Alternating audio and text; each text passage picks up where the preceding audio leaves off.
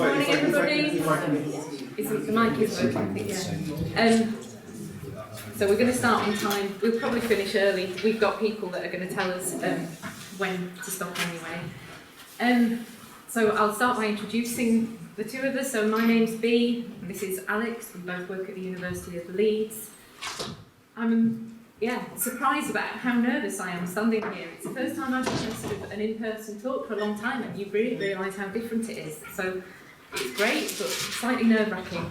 Also slightly nerve-wracking because Alex and I have spent the whole of this week trying to get the paperwork for this MA finished, and therefore not had a great deal of time to think about what we're saying this morning, but we'll get there. So I'm going to sort of start by talking to you about the title and why we sort of came up with this title. And we've got ethical in brackets, which suggests that it's not the important bit, but actually it is the most important bit. It's the bit that is underpinning everything. And as we've talked about what we're doing, we've realised it kind of is the underpinning kind of thing through all of the work that we've done in the last few years, the sort of the thinking about what the ethics of our work is and how we can take an ethical approach to EAP, and the multiple conflicts that there are, I think, in the work that we do that kind of pull us in different directions ethically all the time.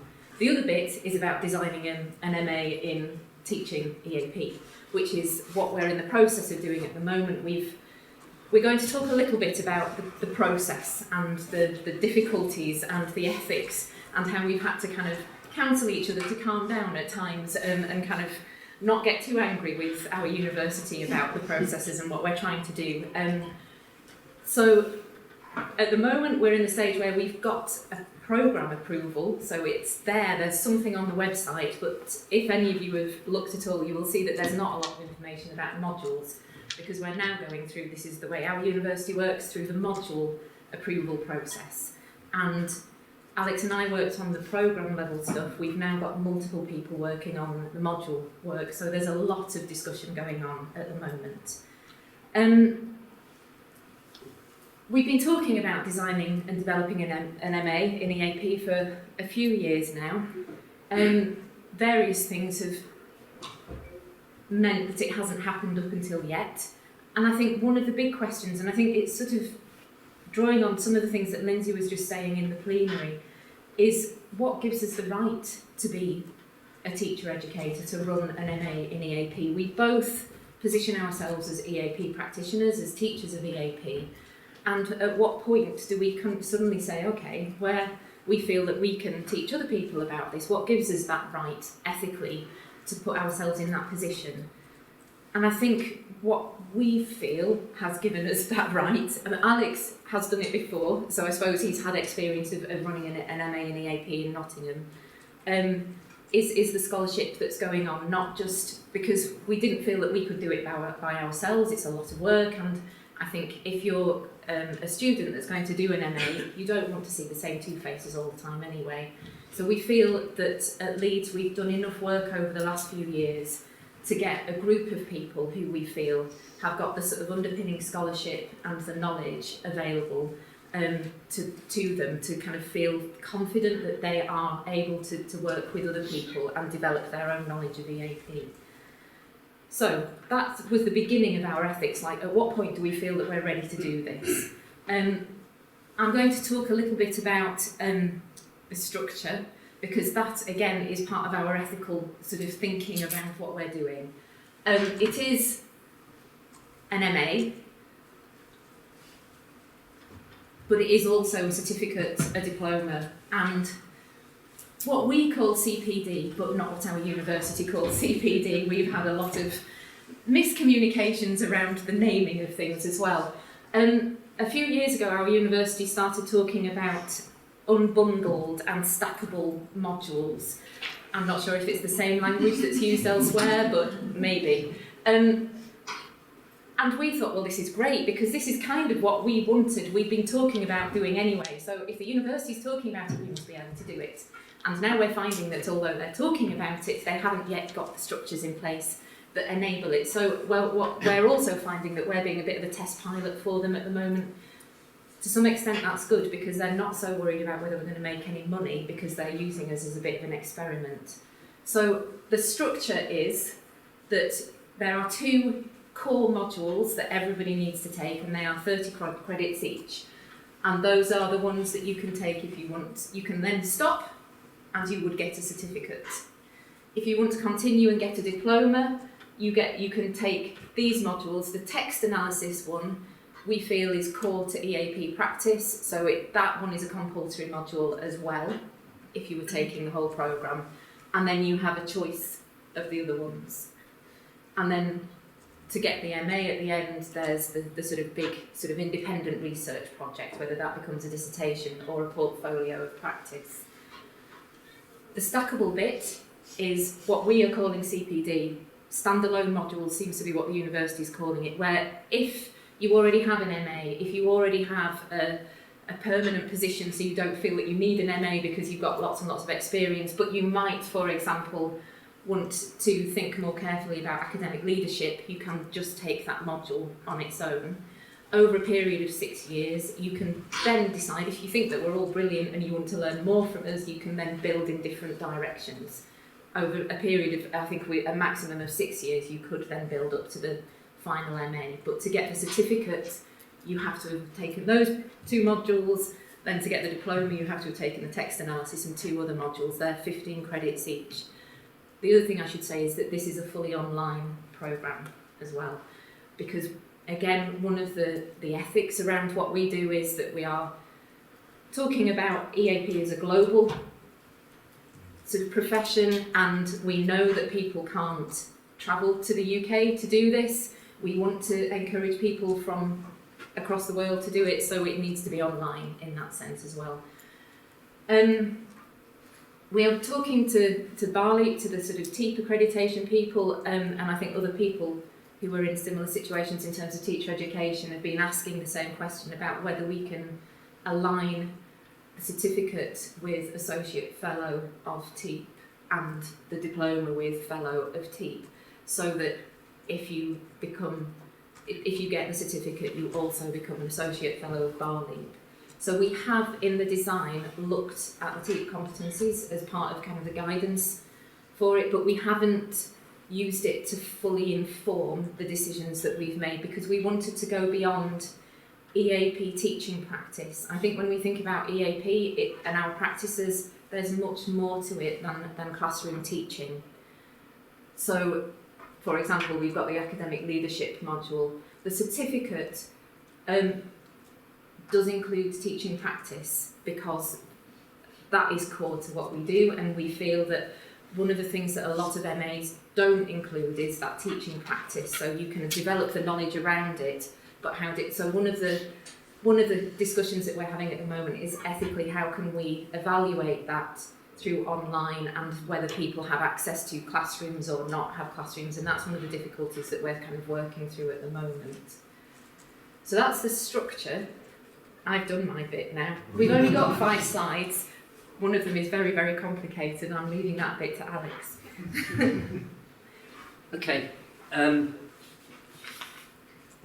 If we go back a step, really, in the Language Centre, if we move beyond kind of education and development, one of the causes of discussion is thinking about the knowledge base of EAP.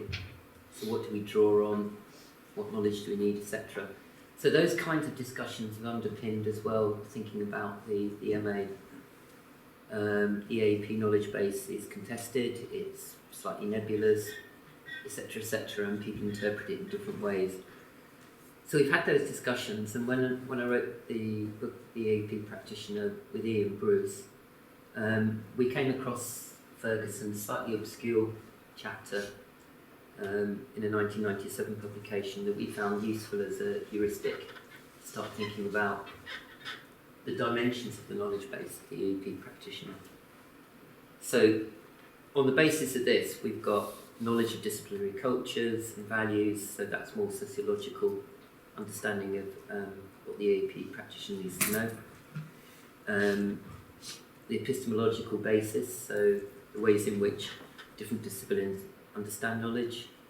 And the last one, obviously, the knowledge of discourse and genre, so we've got mainly linguistic in orientation. Now, when we wrote the book, And then we just started discussing it in the language centre and elsewhere. This all seemed very self-evident to us. We thought we found something, this is very good. We can kind of orientate our understanding of the MA through this. And then over a period of time, it occurred to me that this only makes sense very partially. And then something happened. Sorry, I'm looking at B. It's like she's not responsible for this, and you probably won't be able to see it. So I started to reconceptualise it in discussions with colleagues, B. And what the problem with Ferguson's heuristic is that it's outward facing. So if you take the field of EAP as being here, and I'll talk about that later, Ferguson's stuff is in that direction, towards the disciplines, towards the university, towards the text, the disciplines and so on. So it's outward facing, it's how we perceive our job often. But that hides a lot of things. So in terms of like the principles of the MA, we started to think about the more sociologically. So where do you locate the field of EAP? And this is where some of you will be unsurprised where Boardgio comes in, which is my kind of latest obsession. So again, with discussion with colleagues, it's trying to understand what exactly is the field of EAP, where is it located, what are its boundaries, and so on. Boardgio is again very good because he provides very concise definitions of what a field is, and it corresponds to what he would call an ill-defined field, where the boundaries and the contestations around EAP are very dynamic, I suppose you could say. So when thinking about the MA, what we tried to encapsulate was the idea of EAP as a field. If you don't encapsulate it sociologically, what you end up with is a crack mirror version of EAP. So if you read a textbook on EAP, you get all of the good advice about how to teach, what texts you need to use, methodologies and so on, and they're very good. But they don't touch on the social conditions in which we work. So, I'm going slowly because this is quite difficult for me to even understand what I've done, so to explain it is a bit difficult. So we located EAP as being an ill-defined field within the field of higher education and then within other fields. So there are boundaries and problems between different fields. So, for example, at Leeds we have boundary problems with skills at library, about where our competence ends, where theirs begins, and so on. You've got economic and the economy kind of playing its way in shaping our field, and the field of higher education quite strongly. So again, you've got ideologies around education, you've got the ideational domain, so knowledge plays a part in shaping how we understand ourselves and the field more broadly. What we tried to do, though, is thinking about the MA and the principles, is to operate this way as well. So one of the tensions within the MA is being able to provide a kind of framework for their education which is outward facing in the more traditional sense, but also this way facing, which is reflexive. And it's reflexive in the Bourdieu sense of the word, that you try and understand the terms and conditions of your own practices in order to have a more objective understanding of those, to know the limitations of what we can do and also where our agency lies. And for an MA that seems absolutely essential, and it is a very ethical kind of perspective because it's not a kind of abstracted notion of the lives of practitioners. So we've got the Ferguson thing of genre, epistemology and cultures, and this is mirrored for the students on the course to look at what genres and discourses exist within the EAP, what's the epistemology or plurals of epistemologies of EAP, so what kind of knowledge do we value in EAP, and how do we operate sociologically as practitioners. not just within the field of EAP, but within the field of higher education. So the idea is that we try and mirror those two orientations, if you like, within our MA. What we're also trying to do, which is a lot more complex, and I don't think we're going to do it in the MA, but it's a project over time, is that the other problem with Ferguson's kind of mapping of EAP is that you tend to think of genre, epistemology and cultures and values as being discrete. Naturally, when you see them laid out as three, you tend to think that they exist kind of independently of each other. So part of our scholarship and part of our thinking, and also drawing on people from outside like Ian, who's a very good resource, is to try and think of frameworks and theories that fold in within each other. So how does the economy, ideology shape disciplinary cultures that shape the epistemology, that shape the language that you use, and also the other way around? There's no theory that does that. There are theories that do that partially, but it's also a bit like in Wittgenstein, there's, I think it's the duck and the hare. You can only see one at a time. This is a bit like that. You have to focus on something, and you see something. That doesn't mean to say that the other is not there. And the same conceptualization is taking place in thinking about how the cultures and values of EAP impact the kind of knowledge, epistemologies that impact the discourse in EAP and vice versa. So in order to try and do all of that, you might ask, well, what's the ethics of it? The ethics of it is trying to get it right and trying to do a picture which allows our practitioners on the course to objectify or have a more objective view of the terms and conditions in which they'll operate within the field of EAP, to understand their own practices and the practices of the community and the academic communities, to understand their own habitus, which is often ill-aligned with the field, to understand how knowledge is produced, disseminated within our own field and elsewhere, to understand the limitations in our field, and also by doing so, and often people think Boardgio is quite deterministic or overly structural. This is, I think, a little bit of a nonsense, because unless you confront the conditions that do exist, you have no chance of exercising agency anyway. So the idea is we know through doing this MA and through our own scholarship what we need to confront and how we need to be able to do that. It comes to an ethics of not wanting practitioners to undertake this MA simply as a mean of assimilation into the profession, but a way of transforming it.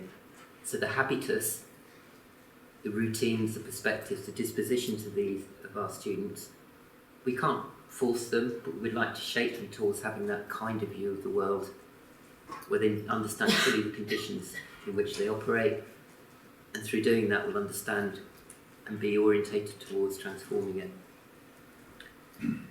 As you know, one of the main problems with the EAP, and it's touched on in the plenary, is this idea that the socialisation into the profession is still largely ad hoc.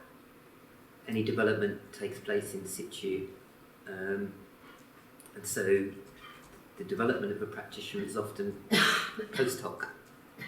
It's very dependent on context, structures, leadership, opportunities, all of the things we heard in the plenary. Not all of us have the same conditions. So those socialisation practices of developing a habitus have an ethical impact on the field, because we all start in a way in EAP in which we're not fully prepared for it, and very few other professions would operate like that. I think if dentistry operated in the same principles of EAP, I'm not sure you're going to see an EAP practitioner for teeth, for example. So there are those kinds of things that we need to think about ethically. What kind of profession do we want? What kind of education and what kind of knowledge is needed for that, for our profession to develop in such a way that we feel more confident about our location within the academic field, because what we want to do is be able to use our scholarship and our credentials and our capitals to transform all of the things that we find problematic in higher education around linguistic discrimination, around the labelling of international students. All of those kind of things can't happen unless we have the credentials and the confidence and the orientation to be able to do that. So that's the ethical underpinning for us. And that's about it in terms of ethics. But well, I think I'm just going to go back to this now. Sort of now you've kind of heard sort of the underpinning kind of principles behind it. That's kind of boils down to a list of modules, which doesn't. I think when you kind of look at the complexity of the sort of the principles behind it, we then in the people sort of with the people who are sort of developing each of these individual modules, we've talked about this and how we can then fit it in. And I think when you look at sort of MAs that have EAP as an optional module sometimes, I know our School of Education used to have EAP as an optional module, and you kind of think, how do you fit all of that into one module? Already we've had people write to us and say, well, this is missing and this is missing, and yes, we know, there are things missing. It may be that in the future, once we've battled with the university processors to get these through, we might add things to it. But what we're trying to do is keep something that's kind of contained and manageable, that we feel that we've got the credentials to lead a module on within our centre at the moment. But even within each of these modules, there's a lot going on. In, for example, the principles of curriculum and assessment design, we're talking about having one unit that looks at values. We could spend forever looking at sort of different values, the values of the university, the ones that are pushed on us, the ones that don't exist that we might want to bring in. What we're deciding is it's an MA that we just introduce the concepts, and then the students themselves decide where they want to go and explore. And I think as EAP practitioners, that's what we do with our EAP students when we're working with them in the discipline. We don't pretend that we know all about law or all about engineering in any way. So we don't have to pretend that we know what it's like to teach in an EMI context in Mongolia or in Japan. We're asking the students to bring that knowledge with them and then interpret the theories that we're introducing through the MA within their own context. So we need to build space in, as well as, we're kind of having, again, it's an ethical conversation about how much content do we throw into these modules, how much space do we allow for those conversations, so that the students don't feel that they're being shortchanged, that we're giving them nothing and they're bringing everything, but also that they have the space for their own kind of thinking about their own context. So we're aware there are gaps. We're going to try and plug the gaps with what the students bring to us, and then see what happens. The final slide is kind of like a pick and mix, because as well as there being gaps in the modules, while we were kind of talking about this and kind of thinking about what EAP means to us and what exists in the EAP and the sort of the ethics that we sort of battle with on a daily basis in all of our practices, the leadership practices, the syllabus design, the teaching, are these things. And Alex has kind of written them. I was going to add to them, I didn't have time, but I'm sure that you can add to this list. And he's kind of presented them as a sort of binary, but they're not a binary at all. I know you know. I'm just checking to see whether you want to say something or not. But there's sort of the idea of some of these are real, and then some of them are kind of the ideal that we're working towards, but actually we don't want to kind of move towards the ideal without thinking about the practical element of what we need to do and what we need to bring in. We could talk about each of these for quite a long time. We haven't got that time, so we thought at this point we'd just leave it to you to either tell us what's missing from the list or kind of ask us about the sort of pairings, and if there's anything that you would like us to explore further or talk a bit about from this list. We'll try and wing it. When they really stand, I was reading through them, when I thought, was employability against academic integrity. Do you want to explain that, Karen, a little bit? I can start and then you can correct me, because it's something that I find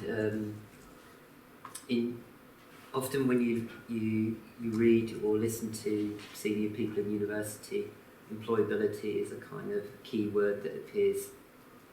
And what we wanted to do was not orientate all of our practices towards a very narrow sense of what it means to be employable. So all of the discourse around transferable skills, all of that irritates me perhaps a little bit more than B, but both of us to different degrees. I'm feeling that often employability is a kind of Trojan horse for all sorts of kind of weird pragmatisms that exist. We're aware that you want graduates of this programme to be employable, but not to orientate what we do to that, not to be a slave to it. So I think it's what you mean by academic integrity that's the confusion here. It's not academic integrity as in plagiarism or kind of copy pasting. Yeah. It's doing a course for the sake of developing and sort of, that it's that the question that lots of tutors that we employ in the summer ask, what can I do to be more employable? Well, and then you're stuck with that, well, do I do a Delta, do I do an MA, what do I do? There's not an answer at all. Different places look for different things. And so it is important that the MA makes these people more employable, but that isn't a reason to do an MA. Because we can't promise that you're going to get a job out of this. You need to do it because you're passionate about what you're doing in some way as well. So it's a really good one for it. It's not a binary, but it's an ethical decision that we're making around where we focus and what we do and how much we build with each one.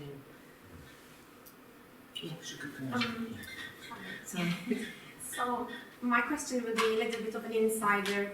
As a person who worked at the University of Leeds School of Education for quite a while, and then also as a person who is in the TESOL part of things.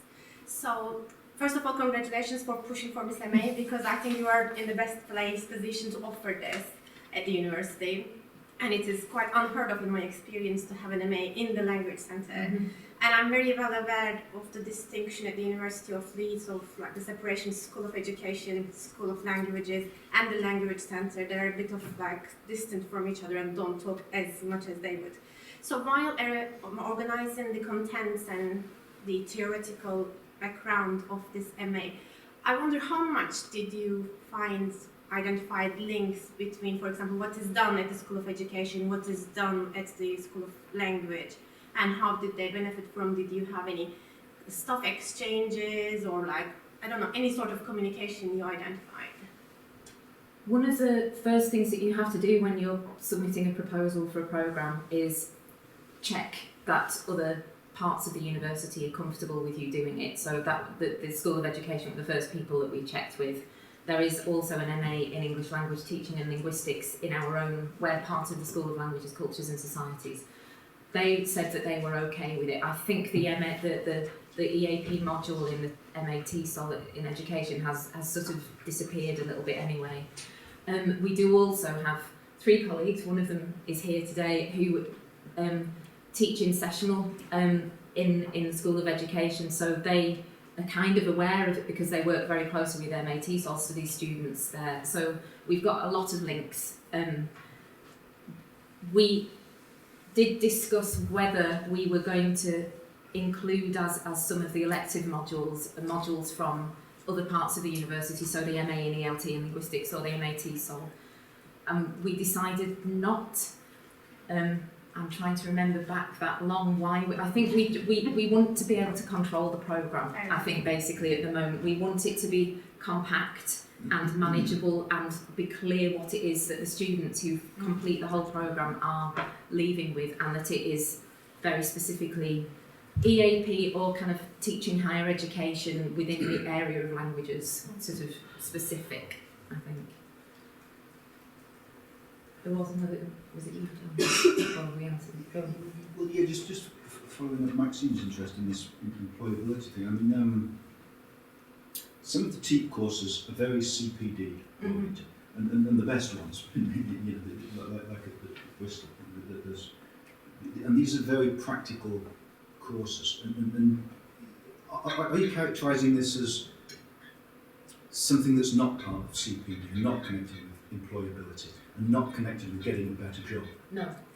No, that's why the list is not a binary, I suppose. We're trying to do both a little bit, so that this, in the certificate modules, the participants' practices and pedagogies one is focusing on teaching practice, very specifically on observations, so it's sort of how you observe, what you can learn from watching other people teach, but also teachers teaching.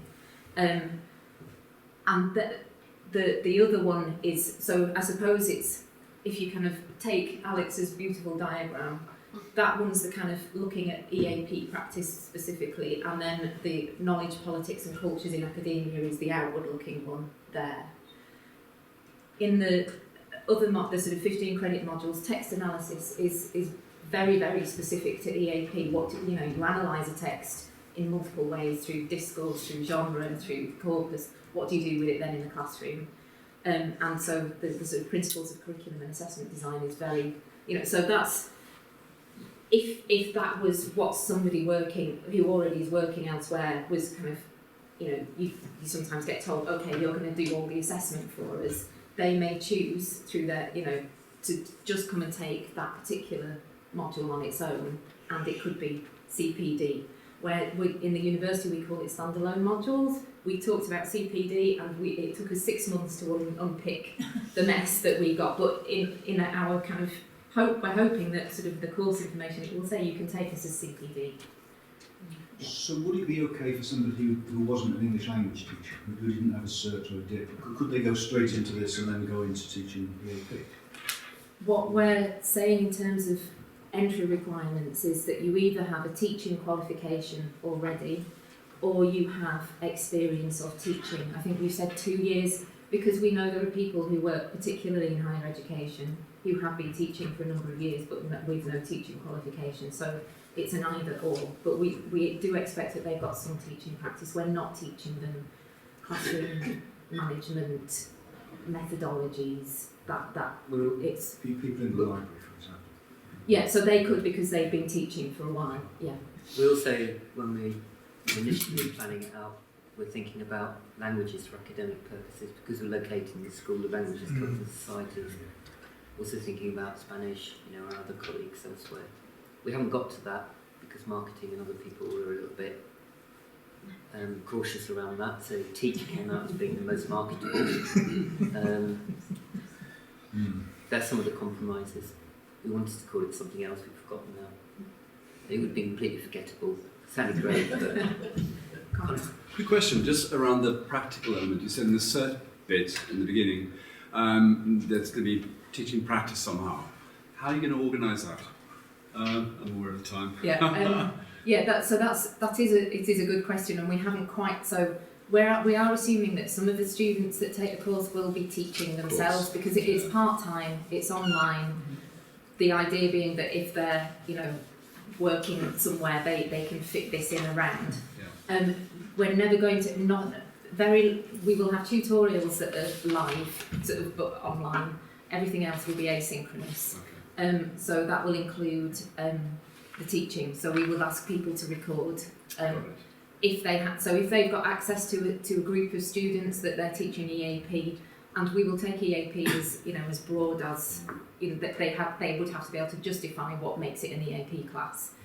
If they don't have access to students, then we will use the students that we have in Leeds and try and recruit them, and it will be an online kind of teaching. We will, yeah. Cool, thanks. I don't know what's up first. We're running out of time. It's kind of connected to what Conrad said, and you said just now about expect people to have a qualification or experience. Would you long term think about something that is for people? I've noticed more and more people coming straight into EAP than not in the UK, and overseas people that's what they start teaching rather than what do they need then before to come on? What is their practical qualification? Yeah. Or you just go, we're starting here because that's our market just now, and we'll look at it long term, if that makes sense. It is a good question. I think it's one of the difficulties of there not really being a route directly into EAP at the moment. I mean, who would go directly into EAP? People, I'm not sure. But I think Well, it's a you see little. people coming off in the UK in CELTA or in Okay, so so they've got a CELTA already, so they've got yeah. Or they're teaching in higher education and people come on and start teaching in on pre-sessionals here. But internationally, people will do their language teaching degree and then they're in EMI, EAP contexts. And that's becoming more and more prevalent, I think. Many of the teachers I work with in China, it's their first ever teaching job, and they're straight into an EAP and an ESAP context immediately. So this exists. It's that question of what, what's the introductory practical? There isn't an introductory practical. I don't think that I wouldn't feel that I'm qualified to do that. I'm not a CELTA or a Delta trainer. I'm not a That's a question. Should it be CELTA or Delta that's driving that? No, I don't think it should. Yeah, that's what I mean. I'm also not a PG, so but I think, I mean, we do interview. We are going to interview prospective candidates anyway. So I think that we would take each person. But that, at the moment, sort of some level of kind of, or some experience of teaching, I think that they can draw on is a requirement. We will be exploring that we have to deparochialise our thoughts and practices. So having students from different contexts is exactly what we want to understand it better. We tend to operate from the point of view of what we do is the norm, and then there are exceptions, which is kind of absurd. So we're keen to learn from people who apply. I mean, when I was involved in one at Nottingham, there was some very interesting context going on there with the students. You learn a great deal, which helps deparochialise some of the thoughts, including the history of the AP. So, for example, I'm doing the core module with Jeffrey, and the history of the AP in Malawi is not the same. We tend to see Jordan and others trot out, the UK version. So a lot of our thoughts are orientated towards making sure that we're attentive to what students bring to this, and we'll change in function of what we learn from them. That's ethical too, isn't it?